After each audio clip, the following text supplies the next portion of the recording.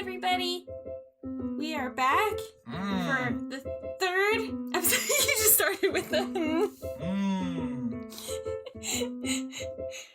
This is the podcast where we ask the question,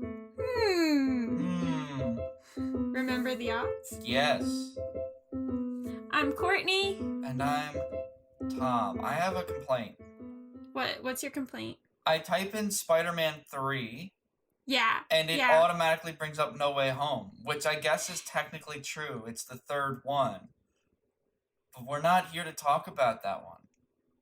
Yeah, guys. Today, Wikipedia wanted to pick a fight with us. Yeah, I mean, it's by the time this is out, don't worry. But, like, Wikipedia spoiled Spider-Man No Way Home for us.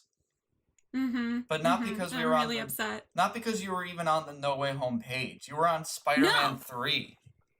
I know. That's why I feel like I was so assaulted by this knowledge. We literally found this out before the episode started. It happens. I'm not worried because it just kind of proves the thing that everybody knew. I know. I'm just really upset that that's how I found out. Yeah. I think I would have been more fine with finding out if everyone was like, this checks out. Yeah. Because then it's like more socially, that's what happens when a bunch of people go see a movie you want to see, is they can't wait to talk about it. The social reward, yeah. This was rude. Damn you, It was Wikipedia. just straight up rude. Yeah. It was completely unnecessary to put that in there. No, it didn't need to be there. Wikipedia has no time for nuance, and it's just cruel. But this is the podcast where we ask the question, hey, remember the Aughts? And we talk about everything from the 2000s and some things that have been thrown upon us by Wikipedia today. Mm-hmm. From the Gushers commercials where children's heads would turn into fruits, to the Capri Sun commercial where everyone who drinks Capri Sun turns into the Silver Surfer. They did do that, and did do that. That did come out in 2007, The Rise of the Silver Surfer. That's right. My thing today is from in the movie Enchanted, which came out in 2007. Very sweet, fun, family-friendly movie. To the Rob Zombie Halloween, which came out in 2007. Not family-friendly, but it's all about family. I mean, I was going to say, in some ways, it's all about the family. It is about the family. I did a rewatch of them this year. I've talked about it before. Not as bad as people say. Definitely bad, but there's nuggets of good. And it is about family. I have to watch the Brandon Tenold review of Halloween 3. Oh, the Season of the Witch? Yeah. That's a good movie. People like it. It's one of those movies where, like, at the time, nobody was going to like it. Yeah. But over time, once you get over your anger, then it's like, that's not so bad. I love Tom Atkins. He's great. And he's I think it would have been exciting to see it continue going in that direction. The anthology series? Yeah, I would have been fine with that. Yeah. I mean, nowadays you could probably do that. Back then it was hard to pitch the idea of, like, anthology movies to people. They get confused and annoyed. Right, especially with the same title, Halloween 3. Mm-hmm. Yeah. But we're talking about it. Spider-Man 3 today. I'm gonna ask MJ to marry me. A man has to put his wife before himself. Can you do that, Peter? Yeah, I think I can. We have some new information. This is your uncle's actual killer. We lost his trail 2 days ago.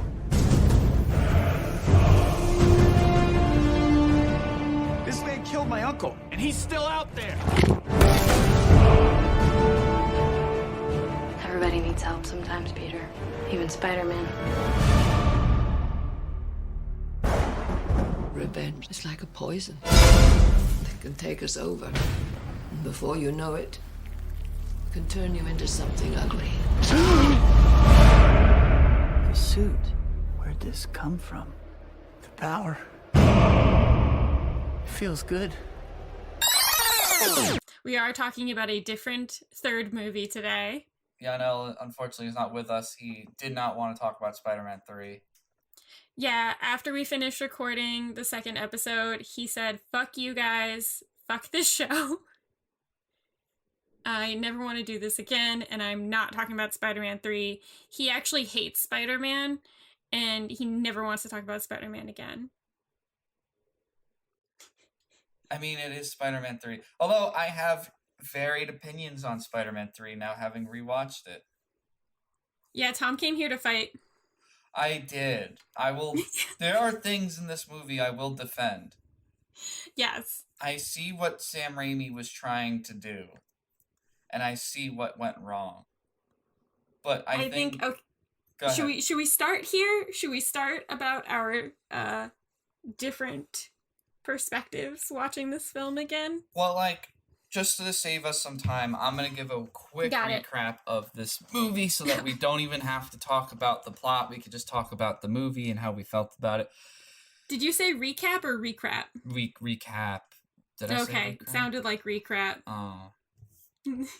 Well, Spider-Man 3, 2007, takes place 1 year after Spider-Man 2, which Spider-Man 2 takes place 2 years after Spider-Man 1. So Peter Parker is in his 20s, early 20s, as a 30-something-year-old man.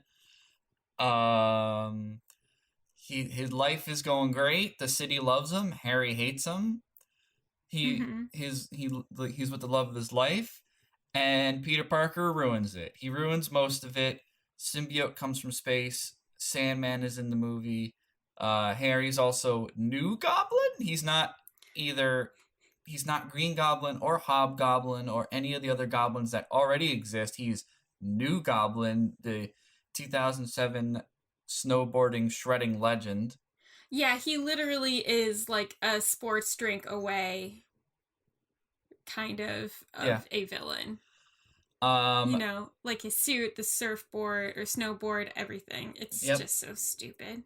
Shenanigans unfold, Peter ruins everything, and Peter has to learn to forgive himself and others to save the day, and Venom's in this. And who's in this? Venom. Venom. Topher Grace's Venom. That is the plot. Now we can just talk about it. Okay, glad that's over. What's your take? I want to know, because you seem very angry.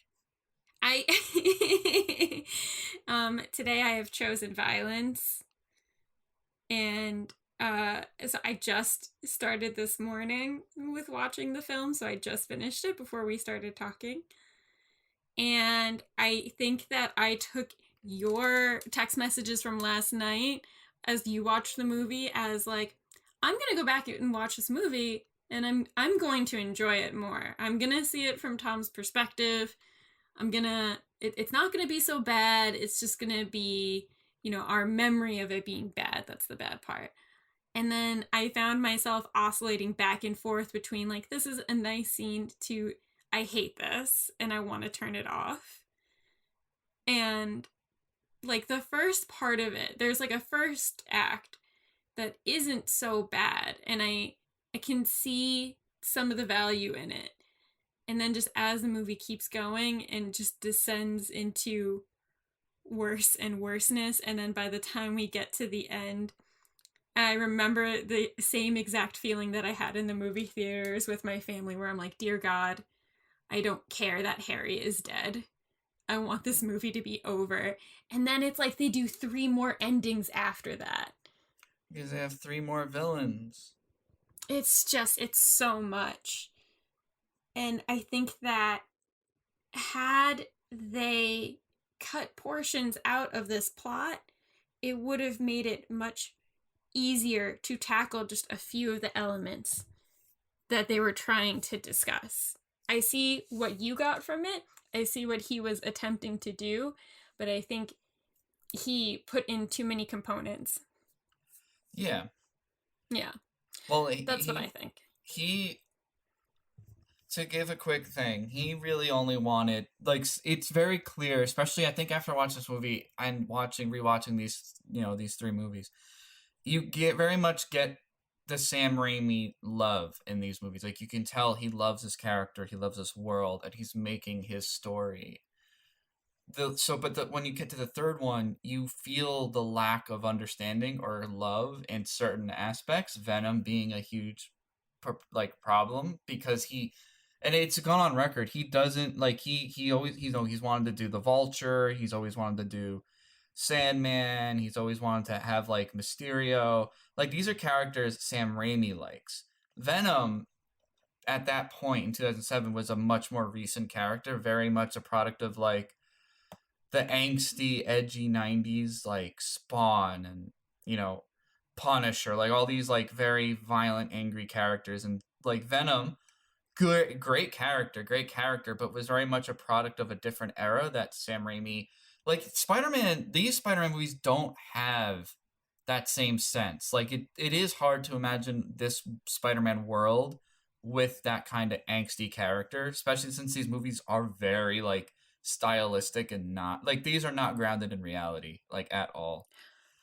So I'm going to disagree with you there.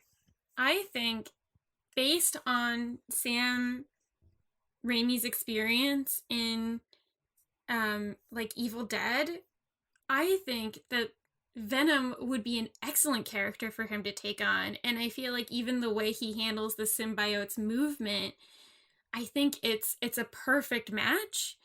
So I think I'm just like disconnected to like why he doesn't like Venom so much, because to me it sort of fits into the narratives he's loved for so long and shared with the world already. So that's my thing. Well, like, even his horror, well, I would argue, because his horror is always paralleled with comedy, and it's like camp and it's fun. Not that, but like Venom, especially back then, right? You couldn't do funny Venom. No, Venom was much more like, all the 90s took itself way too seriously. Totally. Very edgy for the edgy sake. And Venom, like, I think that's where he had issue. He did eventually come to like the character more. Like, but I could see where, like, I think if, like, I had this thought, like, because the symbiote I actually think the symbiote works when it's just a symbiote.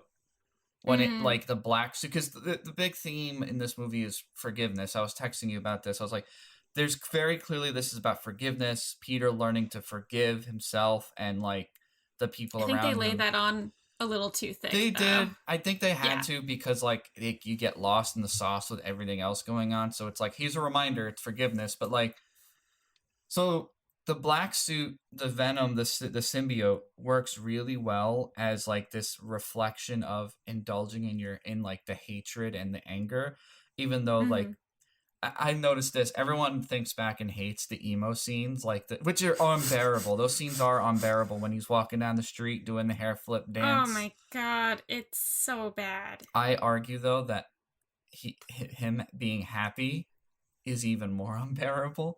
Because I really hated that scene where, like, they give Spider-Man the key to the city, and he's just having... that was also unbearable. He was just having a grand old time, and I'm just like, do I just hate his happiness? Like, this is awful. Right. And even the whole parade itself seemed so decadent. Yeah. Like, okay, yeah, maybe you could celebrate that he, like, caught the police chief's daughter, but you wouldn't have a full-blown parade with marching bands and balloons. Like, this is too much. For a vigilante. Yeah, exactly. Yeah, it is a little wild. It's a little wild, and I think we both can agree that, like, James Franco is just the worst. Unbearable in this film. He's so insufferable. I hated him the moment, because he's at the theater watching Mary Jane's play, and he's just angry. I know, Peter goes out to the car to go get him, and he's just like, what did he say? I forgot. I was just like, oh my god, laying it on thick. Well, even just like, okay, so he's looking at Mary Jane with the little fancy people binoculars. And then he Oh, looks down at Peter Parker, and they have this shot on him for so long where he's giving him the evil eye, but the whole time one eyelid is more closed than the other, and it bothered me so much. And I'm like, why are we on this shot for so long? yeah. He looks like he really needed to rip a fart, but didn't want to do it in the Broadway theater. Yeah. It's very apparent of everyone in these movies, he's the weakest of them all. Like, and he's very much the weakest actor. Like, oh my god, I hated Peter Parker for like 2/3 of this movie. His emo phase was terrible, but his happiness wasn't much better. This I think movie. also, okay, so I think my issue with Peter Parker being happy and being terrible when he's happy is just the way that I think the way that Sam Raimi presented him as happy. This is what happiness would be to Peter Parker. You know, I think that if he had done it differently, I think if he had gotten to the core of, like, the reason he's so happy and wants to tell Mary Jane about all these Spider-Man stories is because he's happy to share it with someone. Yeah. You know, and coming from that perspective. What I got, because this was a thing I thought about, the opening of this movie is very much laying out that, like, everything's going great for Spider-Man. And then there was a thought in my mind, I said, because we just watched Spider-Man 2, which is phenomenal. Right. And it's overcoming these big obstacles and a lot of themes at play and vulnerability. And it's a beautiful movie. So when we get to Spider-Man 3 and the opening is like, everything is amazing, part of me had this complexion in my head, like, if everything starts out great, what's the story to be told? Like, what's the story here? Like, I think it's like the same problem with the Matrix movies where, like, after the first Matrix movie, Neo becomes God. So how do you tell a story after that? Like, and it's a weird balancing act. And I could see where forgiveness is a great way to do that, but it's hard because he's so unlikable. He's so unlikable. And then Harry's awful. He's so terrible. And then what does make me upset is that, you know, so my concerns with Mary Jane from the first episode that I said, like, I'd love to see her, like, struggle with trying to get past, like, her issues with her family. They finally try to dive into that a little bit and give her some meat. And then they just quickly take it away because that's part of Peter Parker's story, to just ignore her and reject what she's going through. And I'm like, no, you have it right there. It's right there. You presented it on a silver platter for us to enjoy. And now he's just going to go off and do something else. No, yeah, you're right. And, like, I thought about that. There seems to be a little bit more here for her character. But then it just gets overshadowed by just obnoxious Peter Parker. Like, oh my god, is he so obnoxious in this movie? But then, what was I saying? I was going to get back to the Venom character. I had this thought, because I remember I read into it, because Venom was a late addition.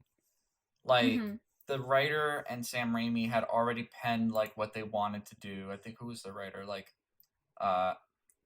Alvin Sargent, Sam Raimi, and Ivan Raimi, they all worked on this together. They already had, like, the whole story laid out. They're like, we're going to do Sandman, and Sam Raimi's like, I want to conclude Harry's chapter. I want to conclude, like, even though I hate James Franco, I get it. Like, you built this character, you got to conclude it. But then the producers were like, Sam, you're old. You don't know what the kids want. The kids want Venom. Put Venom in the movie.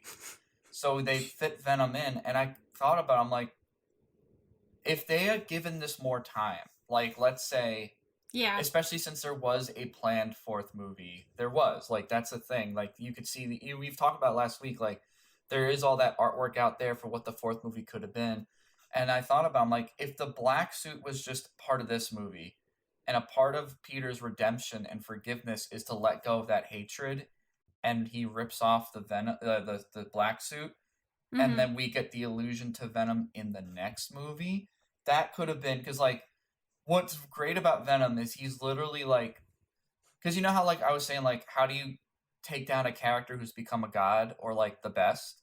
Right. And like Venom, in that way, Venom is like essentially the bully. He's the only person who's capable of being Peter Parker's bully, because I know that in the comics, Venom doesn't set off his Spidey senses, and he's just like physically imposing over him. He's just a like black suited version, scary bully version of Spider-Man. I'm like, that would have been great on its own.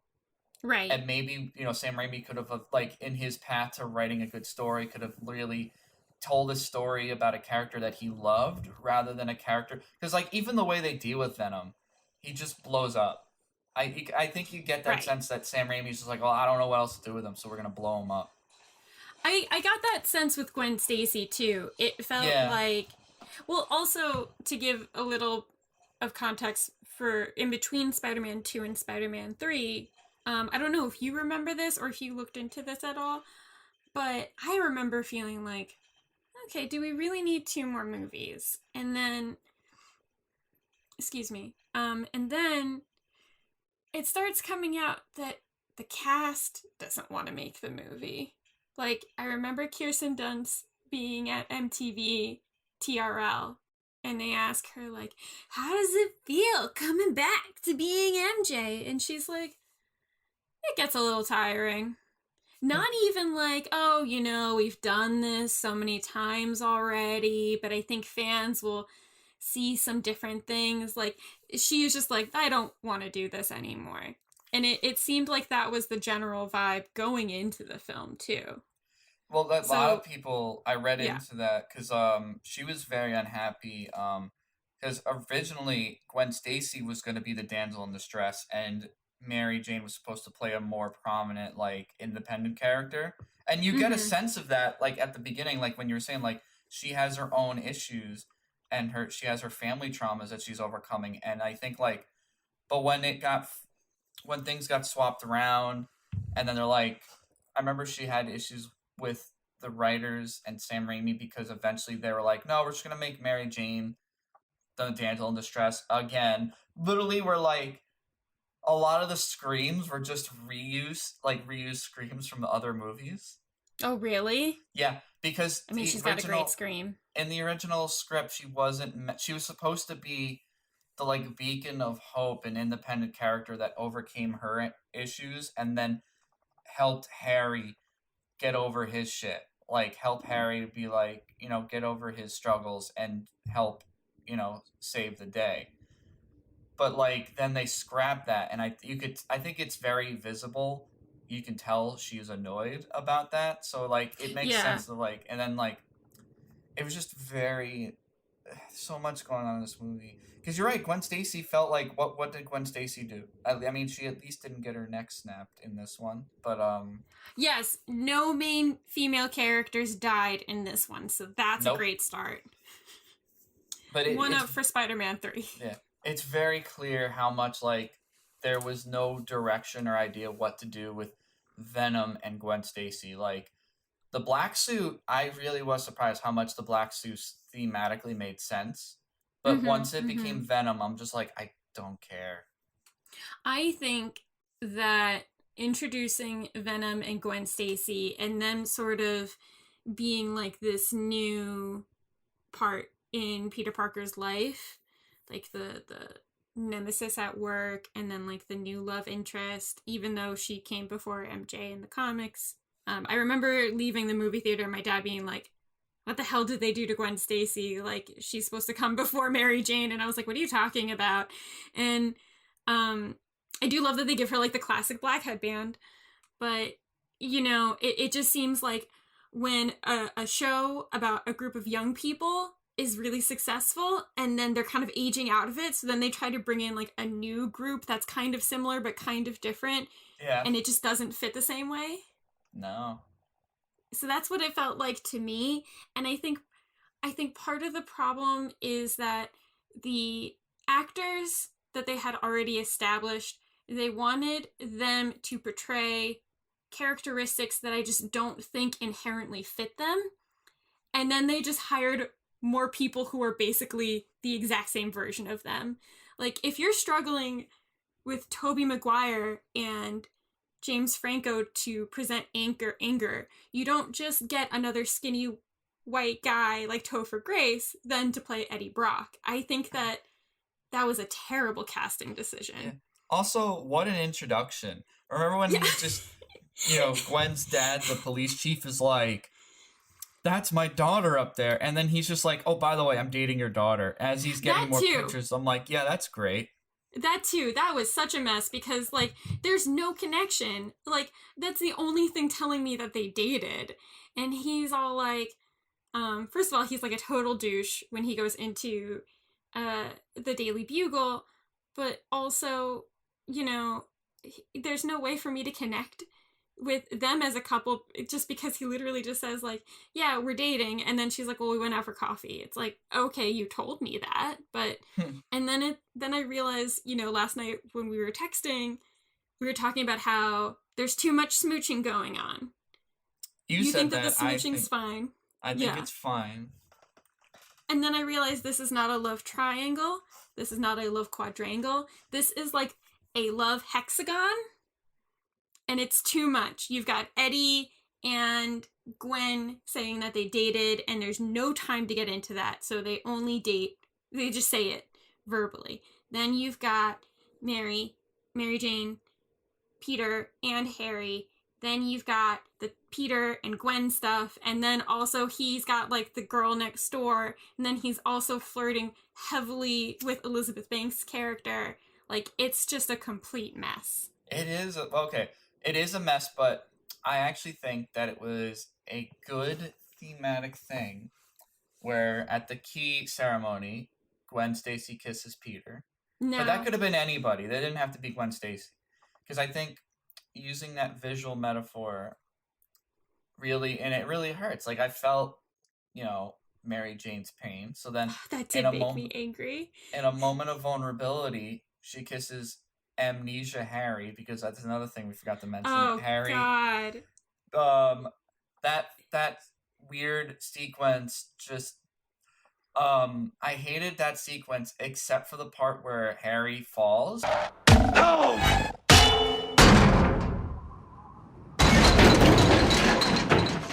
Because it really felt like he got hurt, and it was kind of funny. Like, they really, really amped up the, like, he hit his head everywhere on the way down. Dunk. But, so they have a kiss, and she realizes she made a mistake, and now they've got this complicated issue to work out. So I didn't mind that, because thematically it made sense, but I think in the grand scheme, you're right. Because it is the Gwen and Eddie throw the wrench in it all. Like, they really are, like... They do. They throw the wrench in it. Like, this was really clearly written to only have, like, so many characters, and now we're forced to squeeze these guys in. Right. I think what you were saying about just making the focus being, like, Sandman and Harry being evil, that would have been fine. Even, like, going with, have Topher Grace in it as, like, Eddie in the background, but don't introduce it, like, the same way they did with Kurt Connors. Like, have him around, but don't make it just yet. Or, so this was my other idea before you mentioned that one. I think what they should have done is just made Harry pure evil. Like, make him the villain you cannot change in the movie, instead of the one who gets the redemption arc and then dies. Make him the pure villain.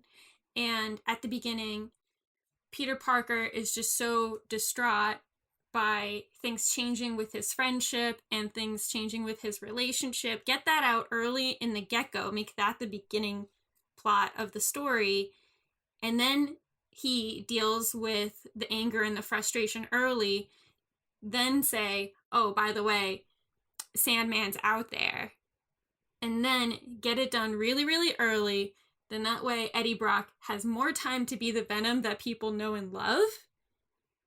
Make him the bad guy, and then once Sandman and Green Goblin, or Harry's Goblin, or whatever, Capri Sun Goblin, once they make their plan to end Spider-Man, that's when Venom becomes the anti-hero that everyone knows and loves, and they work together to destroy Harry Goblin and Sandman. That's my theory. I can see that. That's my alternate theory. The only thing, I still feel like that's still a lot for one movie. I think it's still so much. Because I remember I read that the writer initially, after being told they had to include Venom and Gwen, he wrote the script and was like, this would work better as 2 movies. Yeah. But then they decided against it. But I'm just like, maybe make it 2 movies.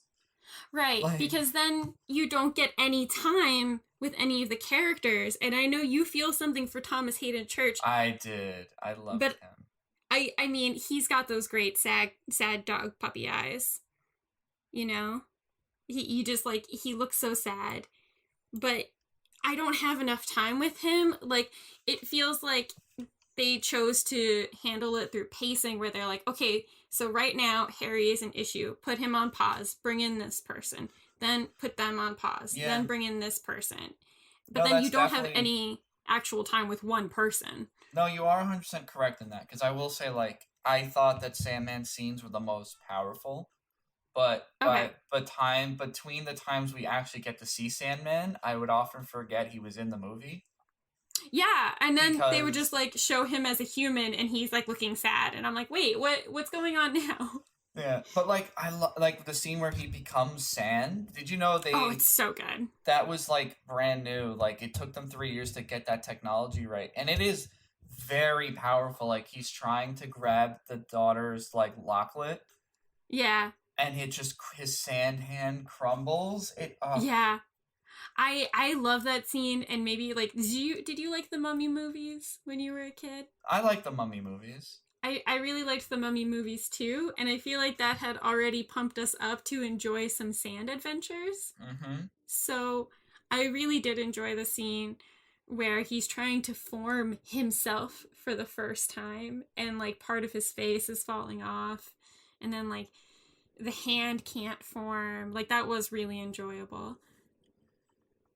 Yeah, like, because his character, more than any of them, really fulfills that theme of forgiveness. Like, you have this opportunity to forgive, and he's learning. Because I remember I read Sam Raimi's goal was to humanize villains. He wanted to take a villain and show that because, like, I think Spider-Man, I think why I hate his happiness so much, because he's pompous. And he's on cloud 9 with, like, his ego being so big. He's never known what it's like for people to like him. Yeah. He's just so overwhelmed by it that he becomes a douchebag. And he's like, he's no longer doing it out of, like, the sense of, like, what his uncle said. You know, he's not doing it out of a sense of responsibility. He's doing it out of a sense of, you know, getting the clout of being the hero. Because I remember when he first encounters Sandman, he comes in on Sandman and doesn't even consider, like, all the factors. He doesn't even take a second to kind of figure out what's going on. He just straight up is like, I'm gonna beat you. Yeah, yeah. But then that's why that scene, that moment, and then the bit at the end where he's like, my daughter is dying, and then Tobey Maguire is like, I forgive you. It's like there's so much missing in between. There is. It didn't nail it because we didn't follow his path. Although I did like that moment where he had the little monologue, and we just, I know I'm holding on to my favorite bits because you're right. There's not enough in between. Yeah. And Thomas Hayden Church is a fantastic actor. Like, the weight of his scenes, I think what's drawing you into his portion of it is just that he is a fantastic actor. I know. I mean, yeah. I hope he gets his redemption. He's got to get his redemption in No Way Home. What? Maybe they'll give him what he needs. I feel like, I feel like they had such a good actor who could have done so much with that role, and then just to kind of chop it into pieces, it doesn't work. No. Also, I couldn't connect with it as much just because of that. Did you know this? When Peter punches Sandman and his hand goes right through him, they actually used a guy I forgot they actually used an actual amputee Oh. to film that scene to really deliver that, like, the gravity of, like, him punching right through him. Interesting. Yeah. So they got like a stand-in who lives with a disability. Yes. To create that scene. Oh wow, fascinating. Yeah. There's a lot of cool things. Like I said, there's also is it weird that I noticed that this movie just color grading looks weird? Right? It okay. didn't look like the last two were very warm. Yes. I agree. And this one was very blue. I thought so too, because I noticed that as soon as Peter became adjusted to the dark suit, the color in his eyes were completely different. Like, I don't know what filter they used or what kind of lens, whatever it may be, but it was like a completely different color. But like, I think even before it, just the color grading of this movie was very different. It was very cold, like the colors were colder. And like, I had to think about it. I'm like, was this intentional? Or was it just because I also looked back at all these movies from that era? I think that was just the product of the era. Like a lot of these movies had that like high contrast, cold tone look. A lot of blue and like teal and reds, or blue and orange, like the strong contrast between those two. Because the first two movies are very warm. The reds kind of like there's a lot of reds, but it's like subtle. It's like Spiderman, he pops. Whereas this movie, it's like it just felt like a blue filter was on. I mean, the other two films are definitely very orange and red. I figured that it was like the red of the suit and also like the red of Mary Jane's hair, because like they do put her in a lot of red in the first film. I figured that was the point of it. Yeah. But I figured it was an intentional device in this one because of his shift into the dark suit, but it's just wonky. It doesn't feel right. Yeah. And then, you know, it's the whole thing with Gwen Stacy. I mean, they literally just turn her into a side piece. And I feel for Mary Jane in that scene that you're talking, like that part of the movie where Peter Parkey, oh my god, this movie has so much happening in it that I'm already stuttering. Shit. But the moments in the movie where Peter Parker is happy, and then just Gwen Stacy is just in places. She's just around. She's at the same restaurant. And when they just show the angle of her hand the entire time on Tobey Maguire's shoulder, I'm just like seething for Mary Jane. And then I'm also feeling bad for Gwen because I'm like, they did not do this character justice in this film. We also talked about how like Bryce Dallas Howard is absolutely stunning. Gorgeous. She's gorgeous. But I would also argue that her acting in this movie is not there either. No. It's not there yet. Yeah, it's... I know she can act, but the scene where, like, she's modeling on top of the copier and she's watching the steel rod, like, enter the building, like, her reactions are all, like, a second too late. Yeah. Like, she'll just be staring and then she's like, oh! It's like, oh my gosh. Like, somebody did not cut it late enough. You know what else I had an issue with this movie? What? Not enough J. Jonah Jameson. Not enough J. Jonah Jameson. I do love the moment between him and the secretary. I wanted more of that. Oh, you mean the your blood pressure medication? Yes. That scene was hilarious. I loved that because I feel like that was really them knowing what works for their actors and what works for the film, you know?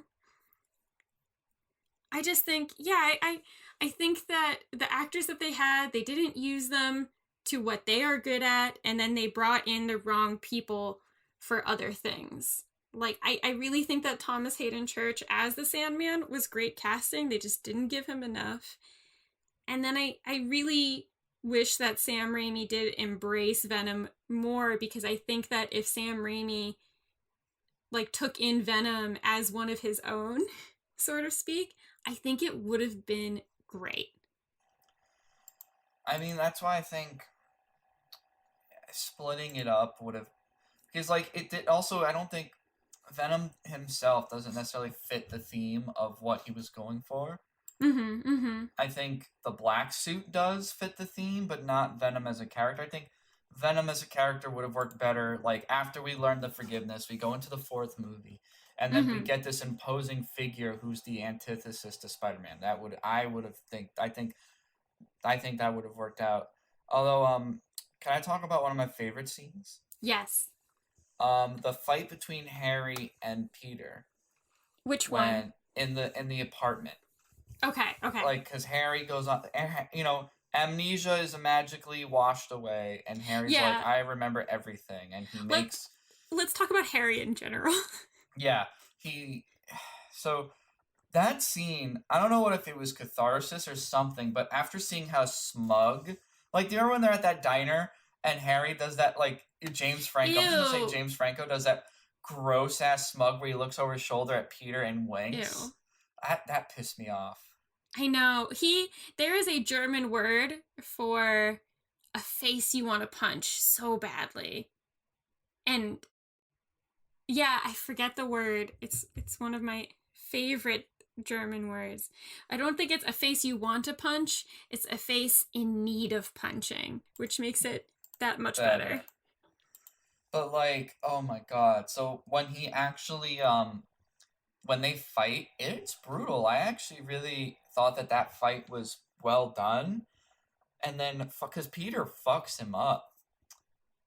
And then when he tosses that bomb at him, I felt like the gravity of that. I'm like, yeah, he just, like, no fucks given, launched a bomb right at his friend's face. Yeah, that was crazy. And then I completely forgot, I don't know if you remembered this, but I completely forgot about the Phantom of the Opera effect that comes afterwards. Oh, yeah. Oh my god, it's so bad. Phantom of the Franco. Yeah. Da da da da da da. And then it's James Franco. Ew, that'd be so gross. He's just haunting a dispensary somewhere. Yeah. And then after that, after he blows a bomb in his friend's face, he hits Mary Jane. Just straight up hits her. That I remembered, and I really hoped I was wrong. I was like, why do I remember him hitting her, and I really hope it doesn't happen. I hope I'm remembering that wrong. And then he hits her, and I'm like, fuck. I forgot it happened. Yeah. Yeah, that was... I mean, okay, I thought he straight up hits her. It is sort of like he's in this, like, very intense zone that is definitely not okay, but can be seen in a lot of, like, toxic male behavior where they're just, like, so filled with rage and they just, like, cannot stop, and he cannot see her, and he's just, like, flailing, and, you know, he hits her by accident. I don't think it's, like, an intentional, like, I'm going to hurt the woman that I love. Yeah, but, I mean, he did go there with the intention of hurting the woman he loved. Right, true. Gwen Stacy and dancing. That was so fucked up. Bully Maguire. Although I do have a good laugh because the Bully Maguire memes are funny. Yeah, they are. I'm gonna throw dirt in your eye. Oh my god, it's so bad. I just feel like at this point, this is when Sam Raimi is like, I'm gonna make this crash and burn. I'm gonna destroy something I love. I like how evil Peter Parker is just him with eyeliner and the straightened hair. And the straightened hair that covers his face. And he wears darker clothes, but it's the same clothes. Like, it's not... I actually thought about this. Because, like, I remember him in a sleek suit. But then I watched the movie and I'm like, he always wore things like this. Just now it's all black. Yeah, I love how when he's evil, he's wearing a suit. And then at the end... when he comes to make up with Mary Jane at the jazz bar, that he is also still wearing a very similar suit. It's just that when he's evil, it's like a black gray, and when he's all better, it's like a brown gray. Also, I don't think Aunt May did much in this movie. I think that she did great, but I think she did way better in Spider-Man 2. Oh, yeah, I love her on screen. Oh, yeah, no, you're right. I agree. I love her. Yeah. It just felt like there's so much in this movie. There was so much more that she could have done. Also, is it fair to say I had a hard time looking at the Venom in this movie? Because that was weird. Of all the things, that the Tom Hardy Venom does, it does Venom right by actually making him look like a imposing Venom. He does. He's very imposing. He has the tongue. He looks great. I'm watching this movie and I'm just like, he's the same size as Peter. It's like nothing about this, like, just. Also, I read that, like, apparently Topher Grace did work out for the movie and put on 20 pounds. I would have never noticed. That was him with 20 pounds on? That was him with 20 pounds on. Oh, boy. I couldn't tell. I was so distracted by those blonde tips. Oh, God, the blonde tips. Yep. You just couldn't recognize any weight gain whatsoever. Was that supposed to be a muscular Topher Grace? Yeah. This isn't like MCU Kumail Nanjiani exercising. Well, also, fucking Tobey Maguire didn't work out for this movie either. All the scenes where, like, he's ripping off the Venom suit, that's a stunt actor who actually worked out. Oh, that poor man. But, okay, so I do love that scene. I love the scene where he's ripping that Venom is a off. good scene. Yeah, that's so great. I love that. I loved it because thematically, like, one, the visualization of him tearing off the suit. Like, he's in a church. Like, whether you're religious or not, it is a symbol of, like, forgiveness and faith. So, like, he's ripping off the suit. You have two people in the church at the same time. You have Peter Parker ripping off the Venom suit, trying to remove this hatred, because that's forgiveness, right? Like, forgiveness is letting go of the thing that it's unburdening yourself from the hatred that you have. Like, forgiving someone is letting go of something for yourself. But, like, so you have the comparison of Peter doing that, but then Topher Grace in church literally asking God to kill Spiderman. No, I love that so much. Please, God, just let me have this one thing. Let me kill Peter Parker. Everybody hates him. Oh my God. Also, there's something about church movie scenes that are so funny. This one always reminds me of Charles Barkley praying to God to get his basketball skills back in Space Jam. Yep. Yeah. Yep. Okay, I thought I was the only one who thought of that. No. But yeah, I think that, like, I get the point of, like, coming to the church and the sound being the thing that sort of works to, like, sort of unattach him to the suit. And like I said, like, I love the look of the symbiote itself, so even him ripping the suit off and it's like trying to attach himself again, and then finding more of that vengeance and anger through Eddie once it attaches itself to Eddie. That whole scene was fine. I'm even fine with Topher Grace praying to kill Peter Parker. That's fine with me. But they're both just these, like, skinny white guys. And you could tell that when Tobey Maguire puts on the black suit, I think that they even added a little bit of bulk to him there. Yes. So from the regular Spider-Man suit to the black Spider-Man suit, all of a sudden his, like, muscles are just a little bit thicker.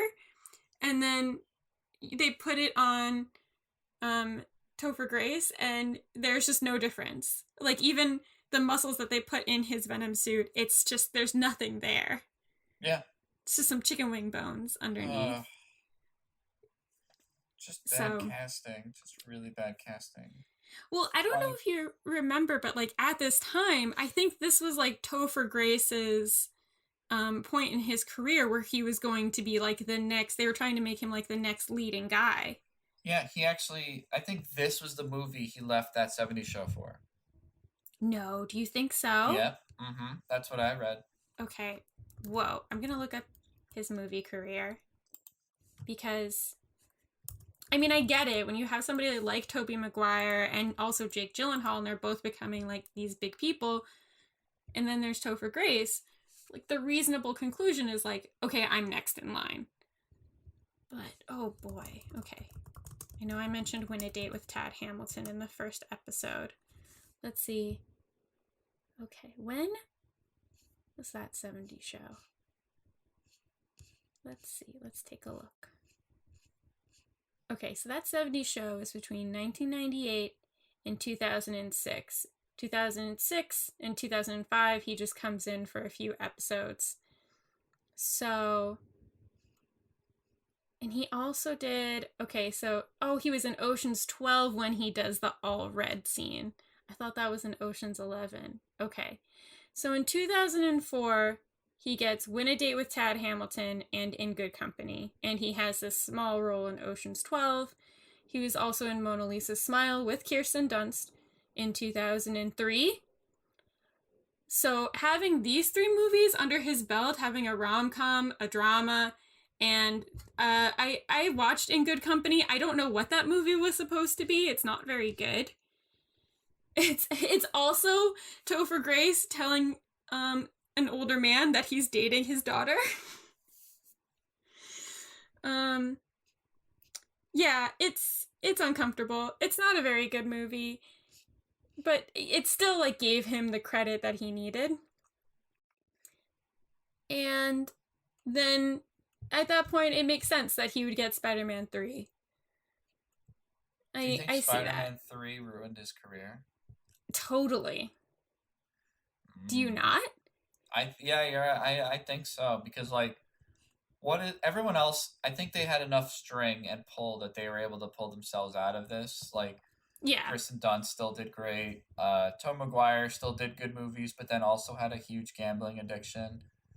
He also had that large gap. I mean, from what I remember from the Spider-Man movies, he does the movie with Jake Gyllenhaal where they are brothers, and it's supposed to be like loosely based off of My Brother Sam is Dead. And then there's just like, to me, what feels like a huge mainstream gap, and then he does The Great Gatsby.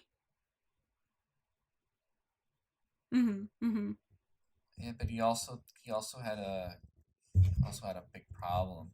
Right, that will get in the way of your career. Gambling, illegal underground gambling. Turns out Spider-Man likes to gamble. Maybe that's why he was such a douche when he was happy. Maybe he had just hit it big and was like, Peter's buying dinner tonight, boys. Oh, God. Oh, can we talk about Bruce Campbell? Let's talk about Bruce Campbell. Oh, my God. First of all, he's the French waiter. I also love what did he say? He goes, love, yes, I am French. Yeah, I love that so much. There's a beautiful pause. Oh, it's so amazing. Oh, yes, I am French. I love that so much. Like, he needed to let the audience know, yes, I understand love because I am French. I loved that so much. And his little mustache.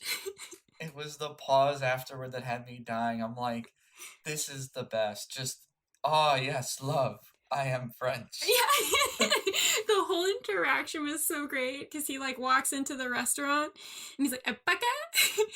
And then he's like, Parker. And he's like, do you not speak French? And he's like, no. And he's like, this is a French restaurant. And it's like, you don't even speak French, Bruce Campbell, but keep going.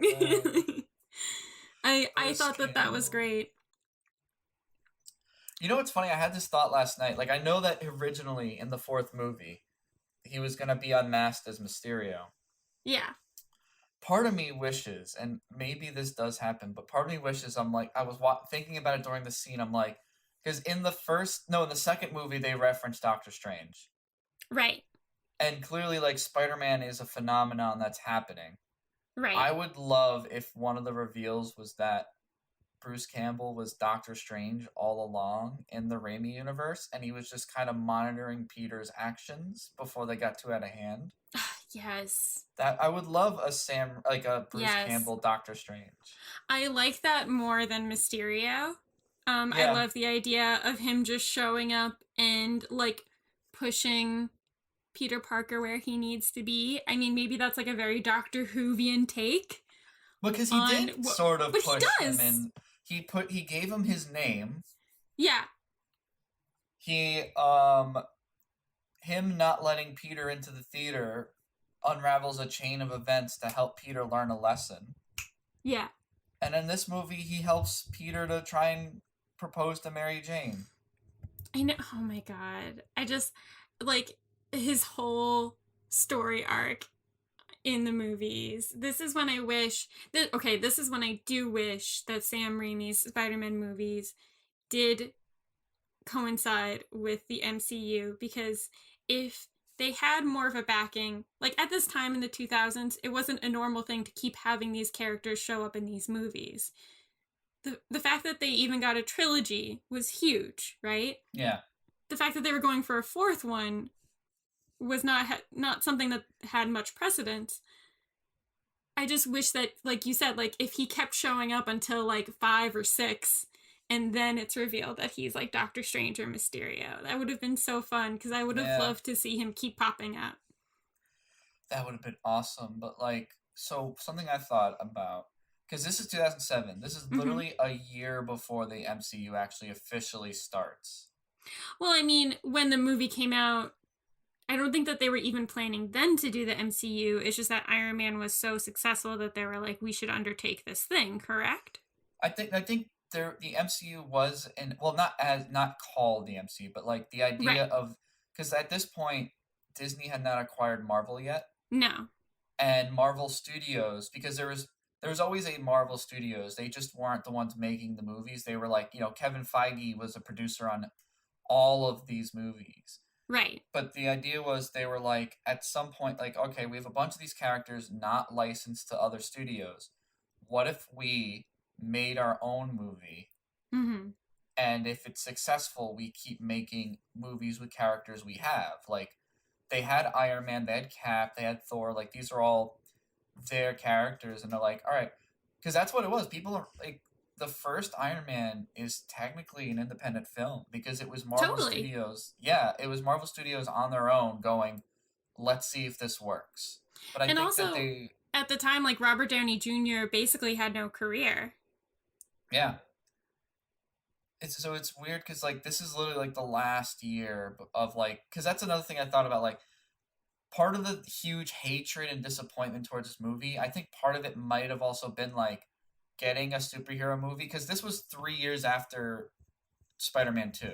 Mm-hmm, so the anticipation and hype and the love is so strong that, like, you're putting all the bets are on this movie having to be good.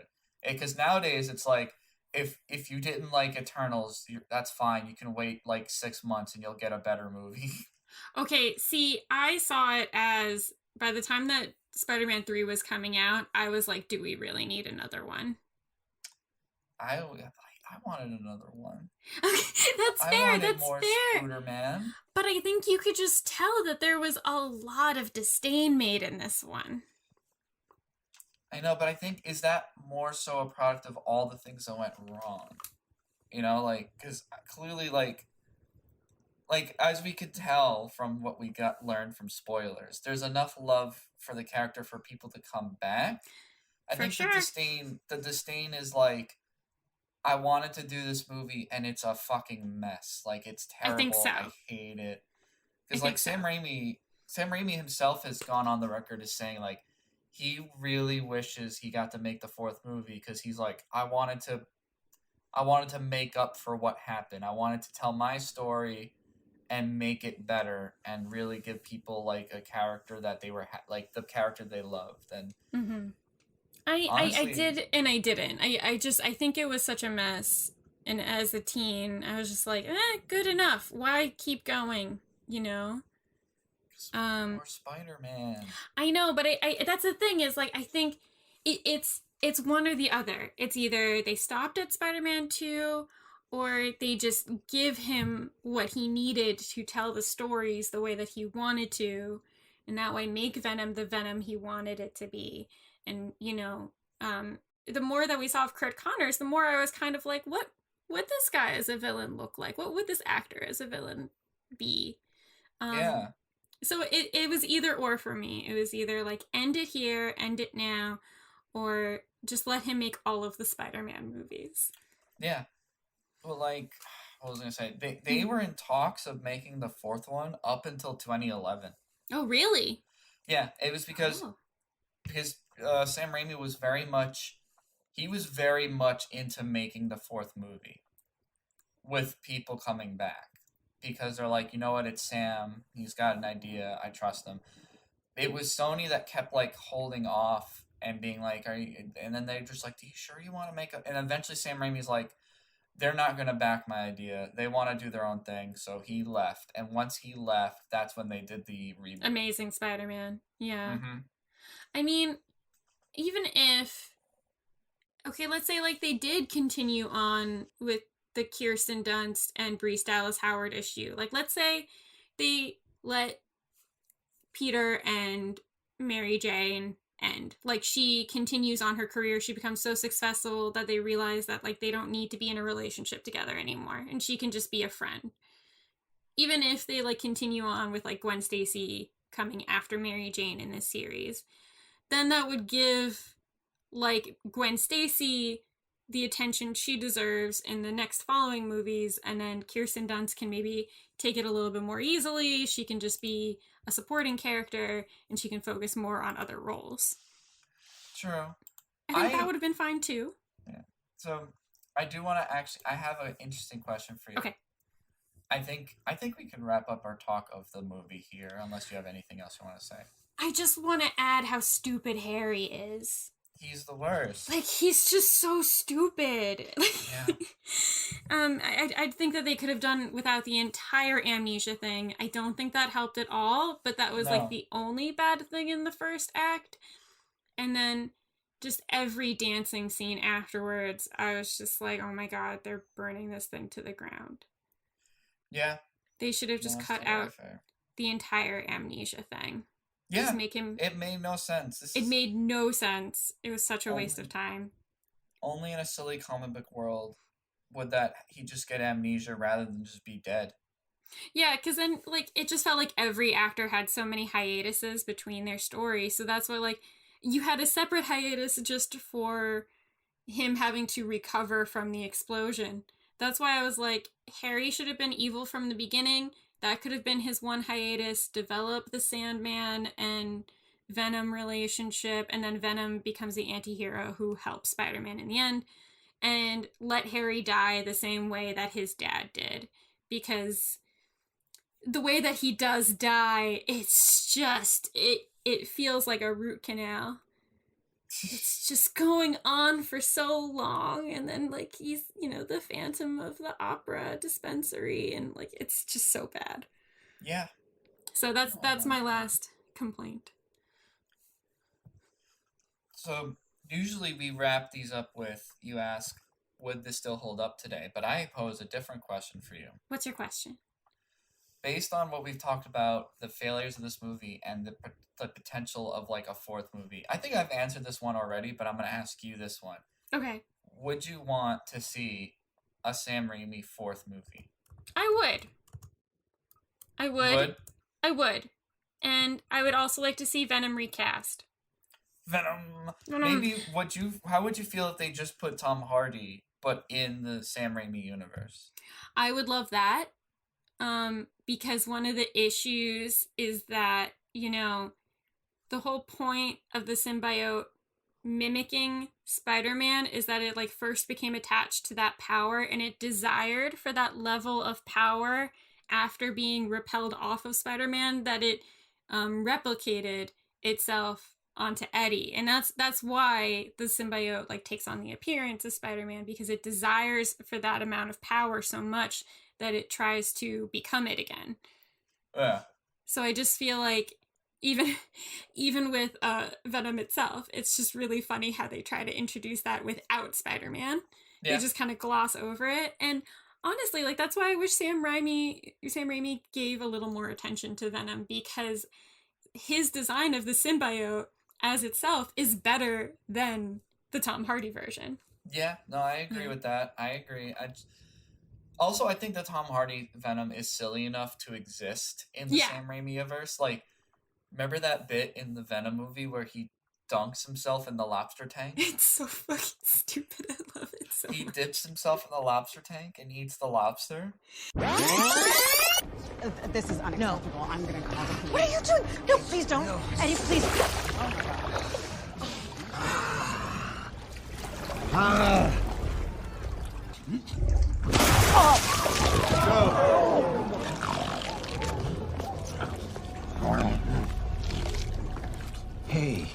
Eddie.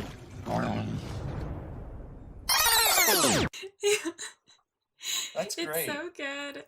I also I kind of wonder, we've done this for other episodes too, and I was just thinking about it. Like, what if we just had somebody else be Venom? Like, what would our other actor version of Venom be? And I thought, like, Idris Elba would be such a good Venom. Interesting. Idris Elba. Then also, if people are physically attracted to Venom, I feel like I'd get it. I feel like they're already physically attracted to Venom. I know, but I'd get it more if it was Idris Elba. Because then I know Idris Elba's under there. Let me think who else. Like, it Who would do you think? theoretically have to be someone bigger and scarier than Tobey Maguire, which isn't hard. Right. It has to just At be least bigger than big. Topher Grace. Oh, yeah. It's a really low, skinny bar. Someone bigger and scarier. Trying to think. I would my mind went to The Rock, but I'm like, I don't want The Rock playing Venom. I had a feeling you were going to mention The Rock. Because of how big he is. He's so big. He's so big, but I don't know if he would be a good Venom. I mean, to be fair, he is franchise Viagra, as he has referred to himself. So. Oh, Jesus Christ. Yeah. I'm typing into Google big actors. Big actors? Google thought I was talking about famous actors. No, I mean like physically big actors. Hold on. Physically big actors. And even so, I just feel like while you're thinking of an actor who could play Venom, if they were to redo it with somebody else, I don't think it would have been too crazy to just throw Eddie Brock in the second film, or even just mention him more often, because we had mentioned there's that disconnect between them mentioning him in the first one as an Easter egg, and then when he introduces himself in the third one, he's a completely new person they've never met before. If they had the wherewithal to put Bruce Campbell in every single movie, they had the wherewithal to just mention Eddie a couple of times in the second movie. Let me see. No, I get what you're saying. Yeah.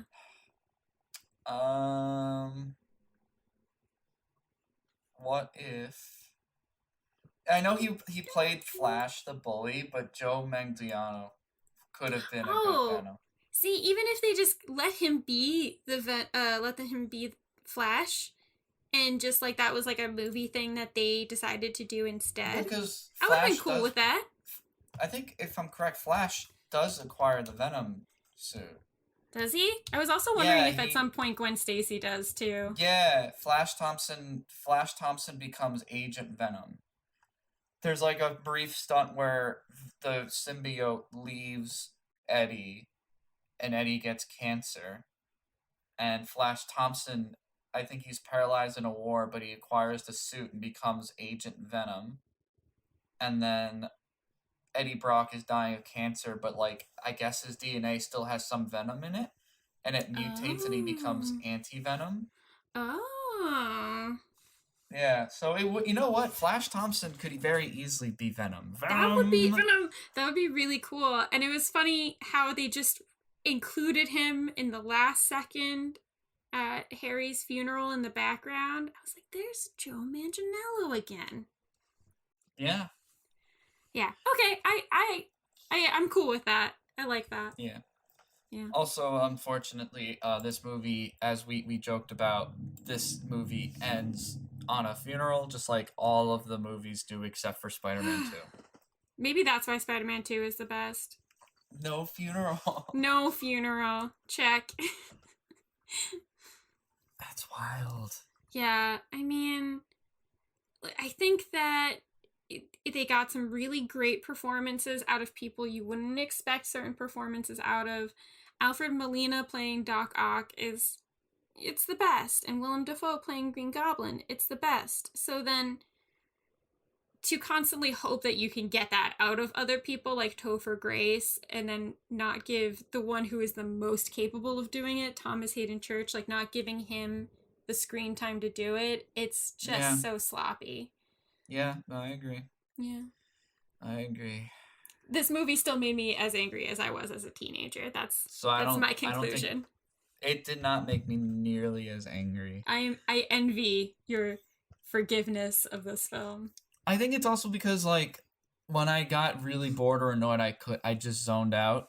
I have that ability. And, like, it really was, like, back then when this movie came out, that was it. Like, we were not expecting another hero movie for a while. Like, I know we were waiting on, like, Batman to come out the next year, but, like, really, it's like, if this movie sucks, you gotta sit there and watch it. Whereas, like, the levels of offensiveness that is The Amazing Spider-Man 2, it is offensive.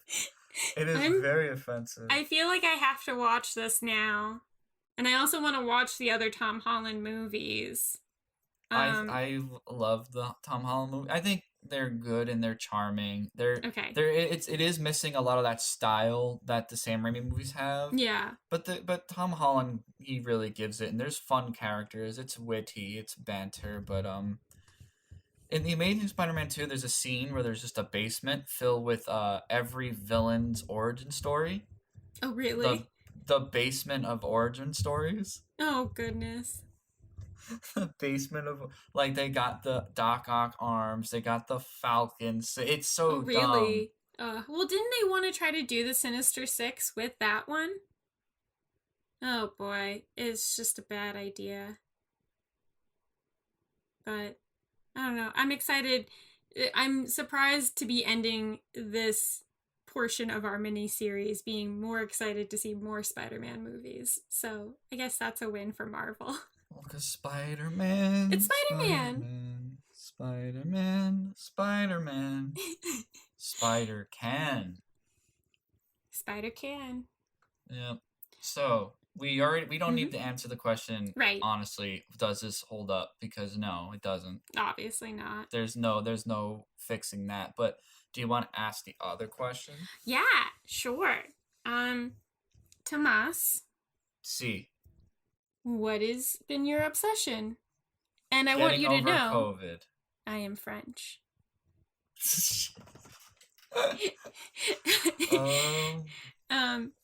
Getting over COVID is a great obsession. Getting over COVID and just planning and just trying to get myself to see Spider-Man as soon as it comes out. Yeah, so you don't have anything else spoiled for you. Exactly. I was so offended when you were like, you just ruined it for me. And I'm like, no, we're experiencing this together. We are going down with this ship together. I am not going to be blamed for this. Oh, okay. Yeah, no, I'm excited to see it, and I'm glad you were feeling better. Thank you. Yeah. My obsession would be honestly watching videos of Tom Holland and Zendaya together. That's awesome. They're just so cute. Yeah. Like, everything in the world is terrible, but you know what's so precious and innocent? Tom Holland and Zendaya's relationship. I know, and I love them, and just Tom Holland, he's such a charming young lad. They're so cute, and she showed up in another dress that was perfectly fitting for the Spider-Man series. I had mentioned that as my obsession last time, that she's just like killing it with the red carpet looks. And he was in the middle of being interviewed, and she comes out, and just like in the middle of the interview, he's like, wait, did Zendaya come out? Oh, she must be out. Where is she? Like, it was just so cute. It was just so precious. Guys, thank you so much for following us on this trilogy of the Sam Raimi Spoodermans. Just in time for Christmas. Just in time for Christmas, and more Spider-Man and Doctor Strange and Spider-Man and however many Spider-Mans are in the Spider-Man movie. The too many of them. Not enough of them. Not enough of them, and too many of them, and times pi altogether. Spider-Man. But thank you so much for tuning in. Please be sure to follow us on the Instagram. Remember the 00S podcast. Mm-hmm. You can find our podcast where most podcasts are found. Mm-hmm. Google. Mm-hmm. Apple. I forgot. I like the it was almost like a slow echo effect, and then Apple. Amazon. Spotify. Definitely. Podbean and elsewhere. Other places. Somewhere. Sites we're not even sure about. Find it on your local thrift store. Yes. But with that, thank you. Have a... when is this gonna come? I guess Merry Christmas. Yeah. Happy holidays. Hello. Goodbye. Bonsoir. Le monsieur attire une réservation? I'm sorry, I don't speak. But this is a French restaurant, no? Oui? Name, please? Parker, Peter. Here we are. Table for two. Becker. Parker. That is what I said. Becker. I have a request. My girlfriend will be coming, and I have this ring.